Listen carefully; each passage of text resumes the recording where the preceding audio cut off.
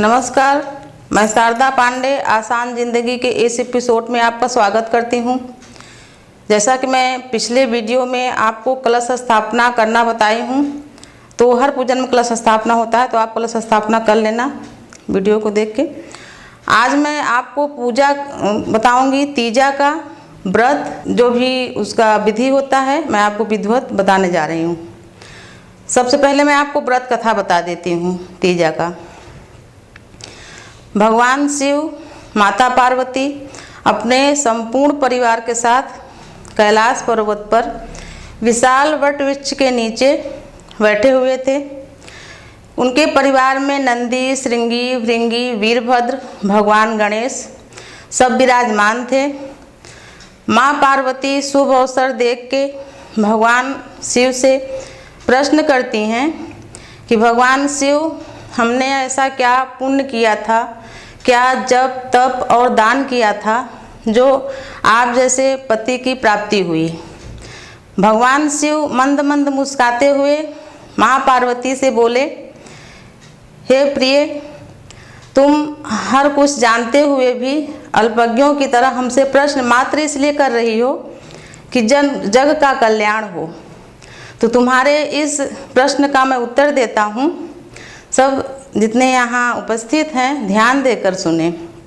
भगवान शिव माँ पार्वती से बोलते हैं कि तुम जन्मों से हमारी तपस्या कर रही हो, हमको पाने के लिए, हमको पति रूप में पाने के लिए जन्मों से हमारी तपस्या कर रही हो, पर तुम्हारी तपस्या पूरी नहीं हो पा रही थी, इसलिए मैं तुमको मिल नहीं पा रहा था। इस जन्म में जबकि तुम उत्तर में पर्वतों में श्रेष्ठ पर्वतराज हिमालय के यहाँ पुत्री रत्न पैदा हुई जो कि तुम हो। माता मैनावती, पिता हिमा, इन दोनों की पुत्री तुम हो जो कि पैदा हुई। अत्यंत सुंदर कोमल पुत्री को पाके पिता हिमा और माता मैनावती अत्यंत प्रसन्न होती हैं। तुम अपने आयु के साथ बढ़ते हुए हमारे महिमा को जानने लगी, समझने लगी और हमारे प्रति तुम्हारी प्रीति बढ़ती गई। और तुम पिछले सब जन्मों का तुम्हें ज्ञान था कि तुम क्या करती थी, तपस्या करती थी, भगवान शिव को नहीं पा पाई।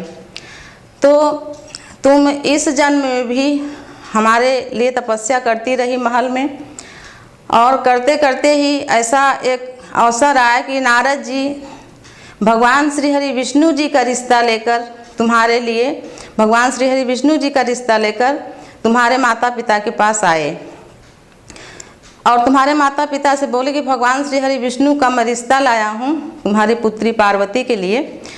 ये बात सुन के माँ मैनावती और पिता हिमांचल अत्यंत प्रसन्न हुए कि पुत्री का वर घर बैठे ही मिल गया, वो भी भगवान श्री हरि विष्णु जैसा वर पाके हमारी पुत्री अत्यंत ही प्रसन्न होगी, धन्य हो जाएगी। और अपने मंत्रियों को और महल में और सबको बताए और तुमको भी बताए कि पार्वती, तुम्हारे लिए भगवान श्री हरि विष्णु का रिश्ता आया है, तो तुम्हारा क्या कहना है। पार्वती बोली कि ठीक है पिताजी, अभी मैं नहीं बताऊंगी, अभी मैं तपस्या कर रही हूँ, हमारा तपस्या पूरा हो जाएगा तो मैं आपको बताऊंगी। नारद जी ये कहकर चले गए। पार्वती इतनी दुखी हुई ये बात सुन के कि लगता है इस जन्म में भी मैं भगवान शिव को नहीं पाऊंगी। उनकी सखी माता पार्वती का मलिन मुख देख के अत्यंत दुखी हुई, बोली पार्वती तुम इतना दुखी क्यों हो, तुमको तो प्रसन्न होना चाहिए, भगवान श्री हरि विष्णु जी का रिश्ता तुम्हारे लिए आया है, तुमको तो अत्यंत प्रसन्न होना चाहिए। पार्वती बोली कि हे सखी, मैं भगवान श्री हरि विष्णु को नहीं, मैं भगवान शिव को चाहती हूँ और जन्मों से ही मैं उनकी तपस्या कर रही हूँ और मैं उनको पा नहीं पाई, इस जन्म में उनको पा के रहूँगी और इसीलिए मैं तपस्या कर रही हूँ। और ऐसी जो बात हुई है, जो भगवान श्री हरि विष्णु जी का रिश्ता आया है, लगता है इस जन्म में भगवान मैं शिव को नहीं पाऊँगी। उनकी सखी बोली कि पार्वती तुम चिंता मत करो, तुम्हारे लिए जो उपयोगी होगा वो मैं तुम्हारे लिए करूँगी। पार्वती बोली कि सखी, हमको महल में तपस्या करने से मेरा मन नहीं लग रहा है, मन मेरा खिन्न हो जाता है किसी किसी बातों पर, तो मैं वन में जाके तपस्या करना चाहती हूँ और तुम भी हमारे साथ चलो। सखी बोली कि ठीक है, अपने माता पिता से भी आज्ञा ले लो, फिर हम तपस्या के लिए तुम्हारे साथ चलते हैं। माँ पार्वती अपने माता पिता से आज्ञा लेती हैं कि पिताजी माताजी, मैं कुछ दिनों के लिए वन में जाना चाहती हूँ अपने सखी के साथ तपस्या करने, और ये बात नहीं बताती कि मैं तपस्या किस लिए करने जा रही हूँ। उनके माता पिता बोले, पुत्री तुम तपस्या किस लिए करने जा रही हो, तुम्हारे वर की तो प्राप्ति हो गई है, भगवान श्री हरि विष्णु को तुम्हारे लिए रिश्ता आया है, तुम किस लिए तपस्या करने जा रही हो। माँ पार्वती बोलती हैं कि पिताजी मैं तपस्या महल में ही कर रही थी, पर मेरा मन नहीं लग पा रहा है, तो मैं कुछ दिनों के लिए वन में जाके तपस्या करके फिर वापस आ जाऊंगी। माता पिता दुखी मन से पुत्री को मंत्रियों के साथ, सेवकों के साथ राज्य के नज़दीक में जो वन था वहाँ पर छोड़ आए, और उनकी सखी भी उनके साथ में थी। और बीच बीच में पिता पुत्री का चिंता करते हुए सेवकों को, मंत्रियों को भेजते थे कि जाके देख के आओ पुत्री सकुशल है या नहीं, वन में कोई जानवर या कोई दुष्ट हमारी पुत्री को परेशान तो नहीं कर रहा है। बार बार उन सेवकों और मंत्रियों को आने से माँ पार्वती का तपस्या में भंग पड़ता था, विघ्न पड़ता था। तो एक दिन माँ पार्वती बोली, सखी ये लोग ऐसे बार बार आते हैं, महल की स्थिति यहाँ भी है, तो हम कहीं बीहड़ में चलते हैं और मैं तपस्या पूरा करूँगी ही, नहीं तो भगवान के साथ, भगवान श्री हरि विष्णु के साथ हमारे पिताजी विवाह कर देंगे। उनकी सखी बोली, ठीक है, आप जहाँ कहो हम आपके साथ चलने के लिए तैयार हैं। माँ पार्वती चारों तरफ देखी, घोर जंगल था, जंगल के बीच में एक नदी बहती थी, तो वहाँ पर एक बहुत बड़ा गुफा था। माँ पार्वती बोली कि सखी हम इसी गुफा में रह के तपस्या को पूर्ण करेंगे। वहाँ माँ पार्वती जाती हैं, अपना तपस्या करती हैं, उनकी सखी भी उनके पास में ही रहती हैं। उसके बाद इस बीच में भगवान शिव माँ पार्वती को तपस्या करते हुए देखे और सब ऋषियों को भेजे कि जाके पार्वती का परीक्षा लो कि पार्वती किस स्तर तक हमारी तपस्या कर रही हैं, उसके बाद हम निर्णय लेंगे। तो सब ऋषि आए, भगवान शिव का माँ पार्वती से बहुत बुराई किए कि हे पार्वती तुम किस लिए तपस्या कर रही हो, किसके लिए तपस्या कर रही हो। उस अवघड़ के लिए जो स्मशान घाट का भभूति अपने शरीर में लगाया रहता है, नागों का माला पहना रहता है, और जिसका घर न घाट, माता न पिता, क्यों उसकी तपस्या कर रही हो। भगवान श्री हरि विष्णु का रिश्ता आया है, आप उनसे विवाह करो। तो माँ पार्वती बोली, हे ऋषिवर, आप ऋषि हो, मैं आपको प्रणाम करती हूँ, मैं आपका आदर करती हूँ, कृपया भगवान शिव के बारे में ऐसी बातें मत कहें और कृपा करके आप यहाँ से चले जाएं, और आप ऋषि हैं इसलिए मैं आपसे बात करना स्वीकार करें, नहीं तो मैं बहुत तपस्या में हूँ और इस जन्म में हमको भगवान शिव को पाना ही है, कृपा करके आप चले जाओ। भगवान शिव के पास जाके सब ऋषि बताए कि पार्वती तुम्हारी घोर तपस्या कर रही हैं और तुम्हें इस जन्म में पाएंगी, इसलिए आप उनको और कष्ट मत दो, उनको जाके दर्शन दो और आश्वासन दो कि हे पार्वती मैं तुमसे विवाह करने के लिए तैयार हूँ, इस जन्म में उनका तपस्या पूरा होना चाहिए। भगवान शिव माँ पार्वती को दर्शन दिए और दर्शन देकर बोले कि पार्वती तुम्हारी तपस्या पूर्ण हो गई है।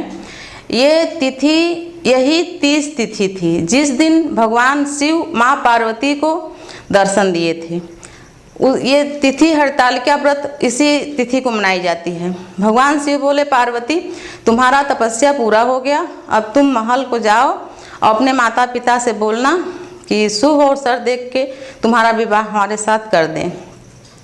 इस बीच माता पार्वती के पिता और माता और मंत्रीगण उस स्थान पर जहाँ माँ पार्वती को छोड़ के गए थे, उस स्थान पर देखे तो माँ पार्वती अपने सखी सहित वहाँ पर नहीं थी।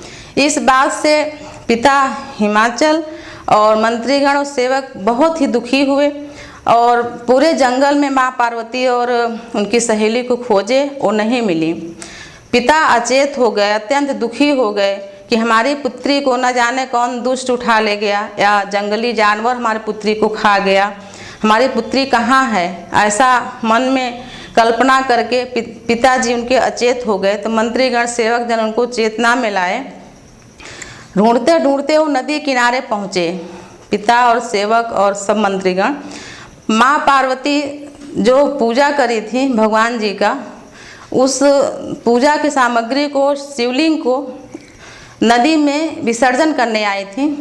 उनके पिता और मंत्रीगण और सेवक दूर से देखे कि देखो कहीं पार्वती तो नहीं है। पास में जाके देखे तो माँ पार्वती ही थी और उनकी सखी थी। तो उनके पिता और मंत्रीगण देख के बहुत प्रसन्न हुए। बोले, बेटी तुम कहाँ चली गई थी?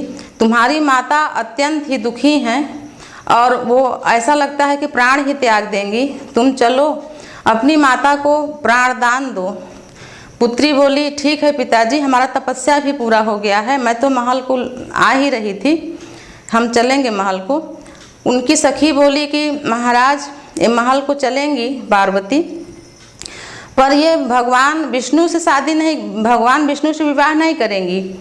तो उनके पिता बोले, फिर किससे विवाह करेंगे और तपस्या किसके लिए कर रही हैं? बोले, भगवान शिव के लिए तपस्या कर रही हैं और भगवान शिव से ही विवाह करेंगी। और भगवान शिव उनको आश्वासन दिए हैं दर्शन देकर कि तुम्हारी तपस्या पूरी हो गई है और हम तुम्हारे साथ विवाह करने के लिए तैयार हैं और तुम्हारे माता पिता शुभ अवसर देख के तुम्हारा विवाह हमारे साथ कर दें। जब उनके पिता ये बात सुने तो दुखी हुए कि पुत्री किसके साथ विवाह करने के लिए बोल रही है। भगवान श्री हरि विष्णु जगत के पालन वैकुंठ में माँ पार्वती को लेकर रहते और ये शिव जी उनको कहाँ लेकर रहेंगे, किसके साथ विवाह करने की हमारी पुत्री बोल रही है। फिर भी पुत्री घर को जाए, इसलिए पिता बोले, चलो पुत्री ठीक है, मन को दुखी करके बोले, चलो पुत्री ठीक है, तुम जिसके साथ विवाह करना चाहती हो हम कर देंगे, पर अभी अपने माता को प्राण दान दो और उनकी रक्षा होगी। अगर वो तुम्हें देखेंगे तो जीवित हो जाएंगी। पार्वती माँ और उनकी सखी सब मंत्रियों सहित उनके पिता महल को वापस आए।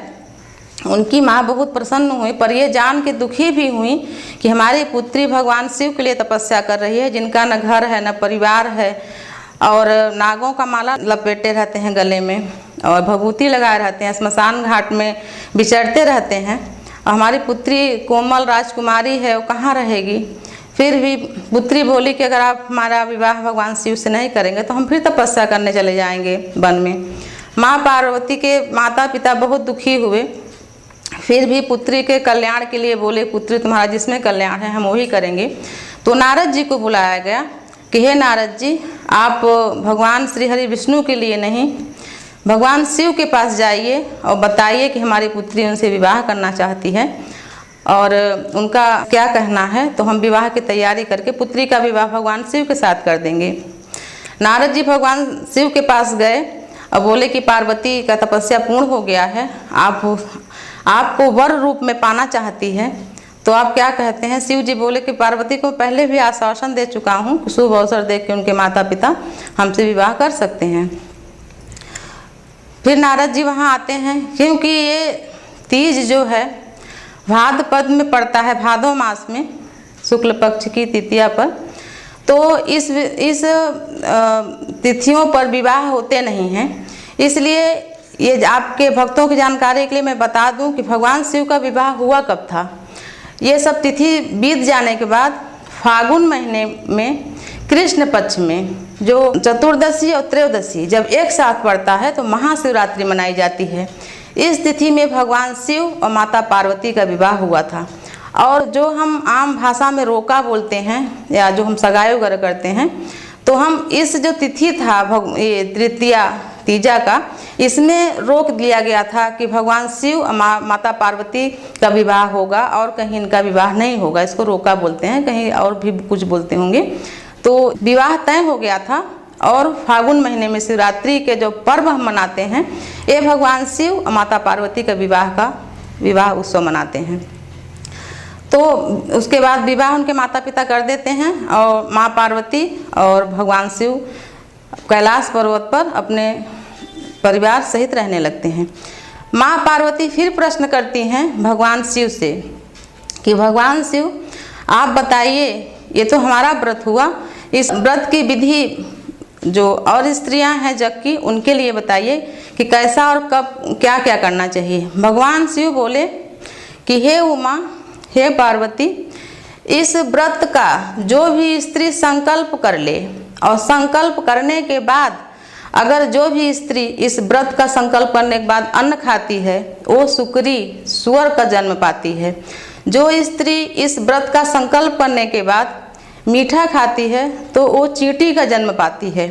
जो स्त्री इस व्रत का संकल्प करने के बाद जल पीती है वो जोंक बनती है। जो स्त्री इस व्रत का संकल्प करने के बाद चोरी से कुछ भी खाती है, दूध पीती है तो सर्पणी बनती है, और अगर हर चीज़ खाती है तो मक्खी बनती है। और जो स्त्री इस व्रत में सोती है वो अजगरन बनती है।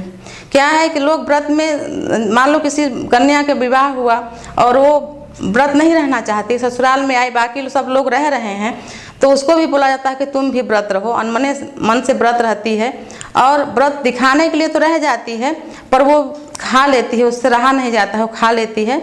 तो व्रत का आप संकल्प मत लीजिए, आप धर्म को या भगवान को झूठलाइए मत।